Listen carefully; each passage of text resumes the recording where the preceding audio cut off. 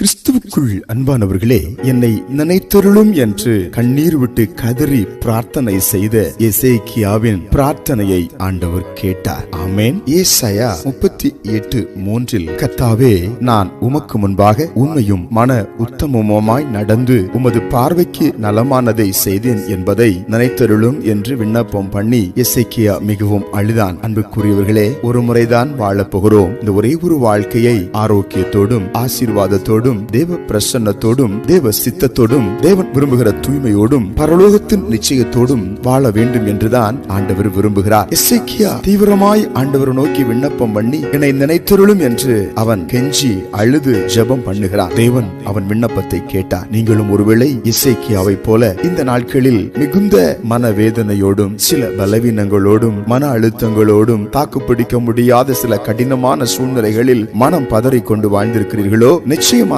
எசேக்கியாவுக்கு மனம் இறங்கின தேவன் உங்களுக்கு மனம் இறங்குவார். நாமும் எசேக்கியாவை போல உத்தமமாய் உண்மையாய் ஆண்டவரை நேசிப்போம், அவருக்கு முன்பதாய் வாழ்வோம். நிச்சயமாய் கர்த்தர் உங்களுக்கு மனம் இறங்குவார். விண்ணப்பங்களின் சத்தத்தை அவர் தள்ளாமல் விண்ணப்பத்தை கேட்டு மனதுருகி உங்கள் தேவைகளை அவர் நிறைவேற்றுவார். உங்கள் கண்ணீரை அவர் துடைப்பார். கலங்காதிருங்கள். எசேக்கியாவின் வாழ்க்கையில் தீபத்தை ஏற்றி வைத்த தெய்வம் உங்கள் வாழ்க்கையிலும் அதை செய்வார். ஜெபிப்போம். எங்கள் பரலோகத்தின் பிதாவே, இந்த காலை நேரத்திலும் கூட கண்ணீர் விட்டு அழுது கொண்டிருக்கிற உம்முடைய பிள்ளைகளுடைய கண்ணீரை தேவன் துடைக்கிறதுக்காய் ஸ்தோத்திரம். அற்புதம் செய்கிறதுக்காய் ஸ்தோத்திரம். இயேசுவின் நாமத்தில் ஆமென்.